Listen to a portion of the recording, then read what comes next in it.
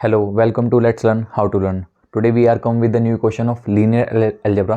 Okay, देखते हैं question क्या कहता है. Let T be a 4x4 real matrix. पहला वर्ड क्या है? रियल मैट्रिक्स है बेसिकली. ये किस साइज की है? 4x4. और ये प्रॉपर्टी सेटिस्फाई करती है. कौन सी प्रॉपर्टी? T⁴ equals to 0. ठीक है. ओके, यानी कि T को अगर मैं 4 बार ऑपरेट करता हूँ, ठीक है, तो मुझे क्या मिलेगी? एक ज़ीरो मैट्रिक्स मिलेगी. ओके, फिर क्या कह रहा है? आगे इन्फॉर्मेशन दे रहा है कि के आई जस्ट एक रियल नंबर होगा, मतलब एक बेसिकली नेचुरल नंबर होगा, क्योंकि डायमेंशन को रिप्रेजेंट कर रहा है. तो ये जो के आई होगा बेसिकली ये हमारा नेचुरल यूनियन ज़ीरो में जा रहा होगा. ठीक है, क्योंकि आपको पता है नलिटी या डिमेंशन जो होती है आइदर इट इज़ ज़ीरो और it is a natural number. Okay, यानी कि non negative integer. For I equals to 1 to 4, मतलब उसने डिफाइन कर दिया कि डिमेंशन ऑफ टी को जब मैं ऑपरेट करूंगा, जैसे एक बार ऑपरेट किया, 2 बार ऑपरेट किया, 3 बार ऑपरेट किया, 4 बार ऑपरेट किया, उसके लिए मैंने डिमेंशन डिफाइन कर दी. ठीक है. फिर वो पूछता है then which of the following is not. ये इंपॉर्टेंट है. उसने पूछा क्या है कि is not a possibility for the sequence of K1 K2 K3 K4 less than equal. ठीक है. तो वो कहता क्या है कि ये जो डिमेंशन हमने डिफाइन करी है इसकी, इसमें से मतलब जो मैट्रिक्स 4x4 की होगी, जो ये प्रॉपर्टी सेटिस्फाई कर रही होगी, रियल मैट्रिक्स रही होगी, तो उस मैट्रिक्स के लिए इनमें से कौन सा सीक्वेंस नहीं होल्ड होने का, मतलब जो इस चीज़ को सेटिस्फाई करेगी वो इनमें से किसको सेटिस्फाई नहीं करने की. ठीक है. तो मुझे क्या करना है? मुझे इनमें से एक सीक्वेंस ढूंढनी है. ठीक है. ये बेसिकली 3 मार्क्स का क्वेश्चन है. कितने मार्क्स का क्वेश्चन है? 3 मार्क्स का. तो 3 मार्क्स सिंगल करेक्ट है बेसिकली. सेक्शन बी क्वेश्चन है. ठीक है, सी एस आर में. तो अब तरीका क्या है बेसिकली कि यार हम इसको मतलब कैसे अप्रोच करेंगे. तो अप्रोच करने का तरीका क्या है? मतलब 2 वे हैं. ठीक है. पहला तो मैं इसकी हेल्प से चलाऊँ. T⁴ इक्वल्स टू 0 जा रहा है. ठीक है. और T हमारे को एक रियल मैट्रिक्स है. ठीक है.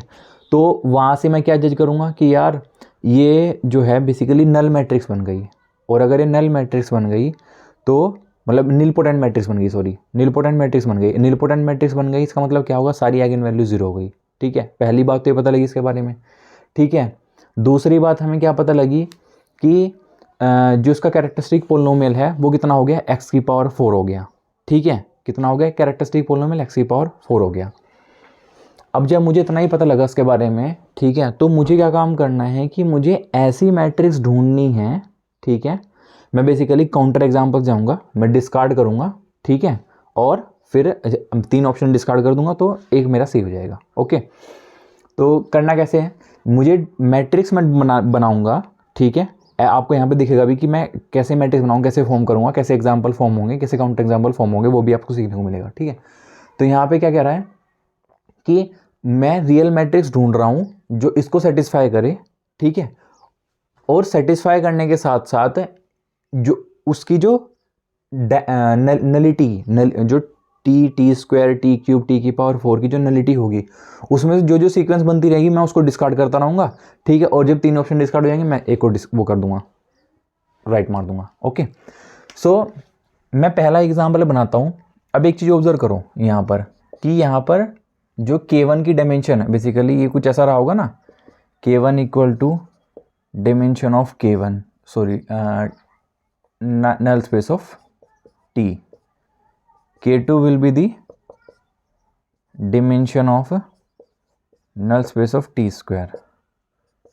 K3 will be the dimension of null space of T³. और जो K4 होगा dimension of null space of T⁴. ठीक है. तो ये dimension रही होंगी. ओके. अब हम क्या काम करते हैं कि ऐसी मैट्रिक्स ढूंढते हैं जो उसको सेटिस्फाई कर रही होगी. ठीक है. तो मैंने एक एग्जांपल बनाने की कोशिश करी. ठीक है. पहले देखो, ऑब्जर्व करो कि 4 4 4 4, यहाँ से एक चीज़ और पता लगती है कि T⁴ इक्वल्स टू 0 जा रहा है.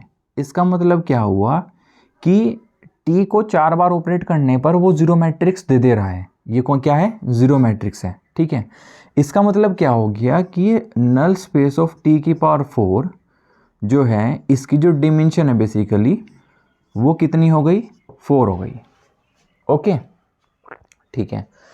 रैंक जो हो गई वो कितनी हो गई इसकी, वो 0 हो गई। ओके, अब हम क्या काम करते हैं, मैं मैट्रिक्स बनाता हूँ। अब ये तो 4 4 4 4 ये तो फिक्स ही है, ये तो हर एक में है, ठीक है। यहाँ पर चेंज हो रहा है, देखो कि जो टी की रैंक है, यानी कि जो टी की नलिटी है बेसिकली, उसमें चेंज हो रहा है।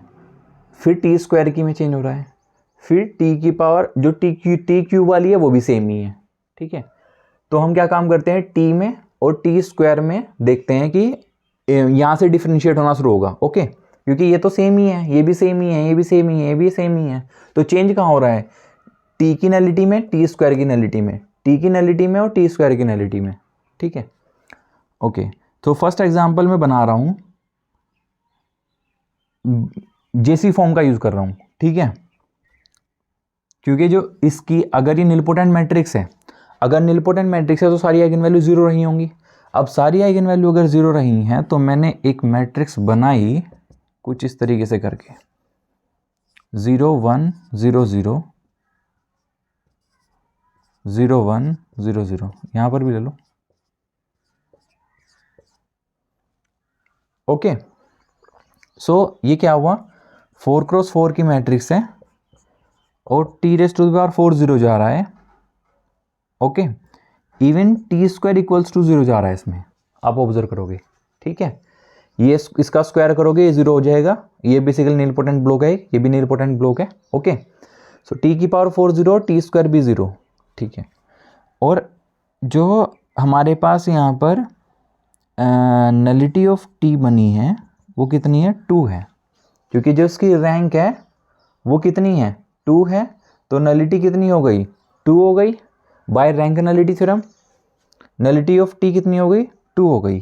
तो टी की नलिटी 2 हो गई, तो अगर टी की नलिटी 2 है और टी स्क्वायर 0 जा रहा है, यहाँ से टी स्क्वायर अगर 0 है तो टी स्क्वायर क्या इंप्लाई करेगा कि nullity of T square will be 4, और नलिटी ऑफ टी स्क्वायर अगर 4 है तो ऑब्वियसली अगर टी स्क्वायर 0 जा रहा था तो आपका टी क्यूब भी 0 जाएगा, और अगर टी क्यूब 0 गया मतलब 0 मैट्रिक्स आई है तो यहाँ से भी हमारे पास नलिटी ऑफ टी क्यूब भी हमारी 4 आ जाएगी।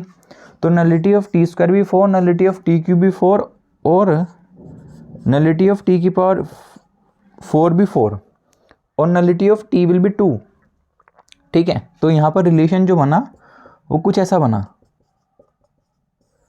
क्या इनमें से कोई पॉसिबिलिटी आ रही है, नहीं आ रही है, नहीं आ रही है सी वाला, यानी कि सी पॉसिबल है, क्योंकि टी की पावर 4 0 जा रहा है, ये एक रियल मैट्रिक्स है, और ये सीक्वेंस एक पॉसिबल हो गया हमारा। तो उसका मतलब ये गलत है, क्योंकि ये पॉसिबल होगा, उसने पूछा है विच इज़ नॉट पॉसिबल, ठीक है।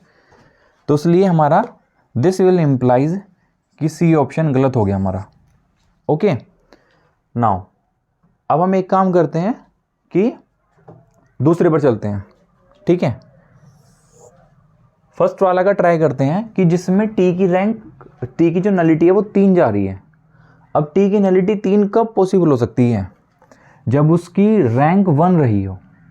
रैंक 1 कैसे रहेगी, अगर मैं टी को कुछ ऐसे बना लूँ 0 1 0 0 0 0 0 0 0 0 0 0 0 0 0, ये भी हमारा टी की पावर 4 पर ऑपरेट करने पर 0 मैट्रिक्स देता है।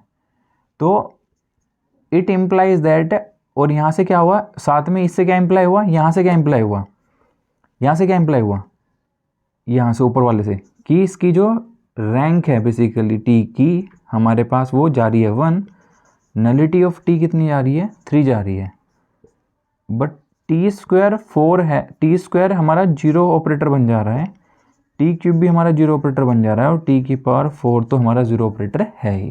क्योंकि आप खुद ऑब्जर्व करो कि इसकी मल्टीप्लाई यहाँ करोगे तो 0, देन इसकी मल्टीप्लाई अगेन करोगे 0, और 0 0, फिर तो आपको पता ही है, ठीक है।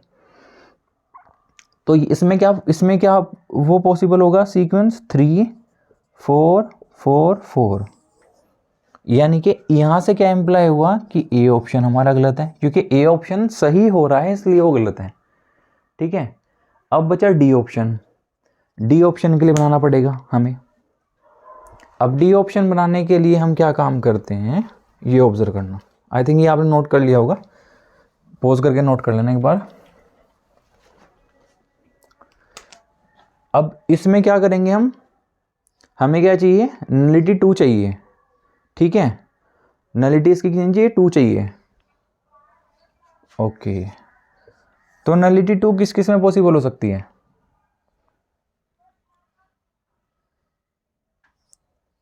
0 1, और स्क्वायर करने पर वो क्यूब हो जाए।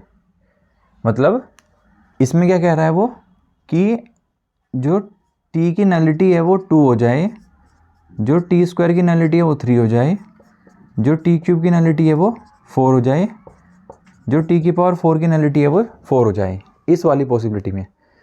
तो कोशिश करते हैं बनाने की। ओके, एक तो ये हो गया।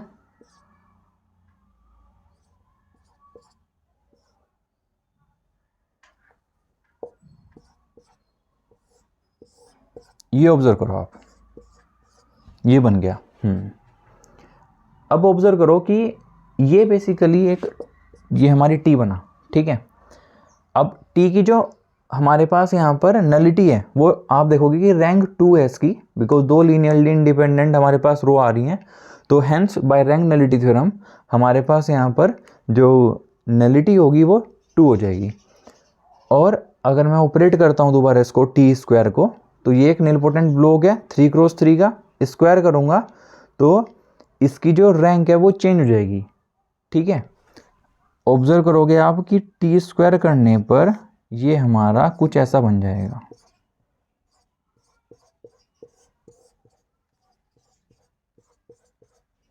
ऐसा बनेगा। ओके, तो अब देखो इसकी रैंक हो गई 3 टी स्क्वायर की, सॉरी नलिटी कितनी हो जाएगी, 3 हो गई। और अगर मैं एक बार और ऑपरेट कर दूं तो ये हमारी जीरो मैट्रिक्स बन जाएगा, और टी की पावर 4 पर तो ये जीरो है ही गई, ठीक है, जीरो मैट्रिक्स, ठीक है। इट इम्प्लाइज कि डी हमारा सही हो गया, और अगर डी सही हो गया, ए सही हो गया, बी यहाँ पर तो सही हो गया, देन इट इम्प्लाइज कि बी जो है वो हमारा गलत है, मतलब बी जो है वो हमारा सही है।